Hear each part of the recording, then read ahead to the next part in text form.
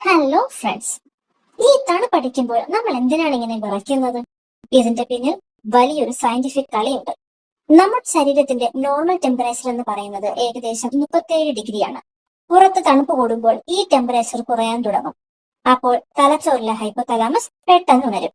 മൂപ്പർക്കൊരു കാര്യം നിർബന്ധമാണ്: body heat കുറയാൻ പാടില്ല. ഹൈപ്പോതലാമസ് ഉടനെ നമ്മുടെ മസിലുകൾക്ക് ഒരു ഓർഡർ കൊടുക്കും: എടാ മസിലുകളെ, വേഗം എന്തെങ്കിലും ചെയ്യും. ഉടനെ നമ്മുടെ മസിലുകൾ വളരെ വേഗത്തിൽ ചുരുങ്ങുകയും വികസിക്കുകയും ചെയ്യാൻ തുടങ്ങും. ഇതാണ് ഈ കാണുന്ന വിറയൽ. ശരിക്കും പറഞ്ഞാൽ നിങ്ങളുടെ മസിലുകൾ അവിടെ ഇരുന്ന് വർക്കൗട്ട് ചെയ്യുകയാണ്. ഈ കഠിനാധ്വാനത്തിലൂടെ ശരീരം ഹീറ്റ് ഉൽപ്പാദിപ്പിക്കുന്നു. സിമ്പിളായി പറഞ്ഞാൽ, തണുക്കുമ്പോൾ ശരീരം തന്നെ ഇടുന്ന ഒരു ഇൻബിൽറ്റ് ഹീറ്ററാണ് ഈ വിറയൽ. അതുകൊണ്ട് ഇനി തണുക്കുമ്പോൾ വിറച്ചാൽ പേടിക്കണ്ട.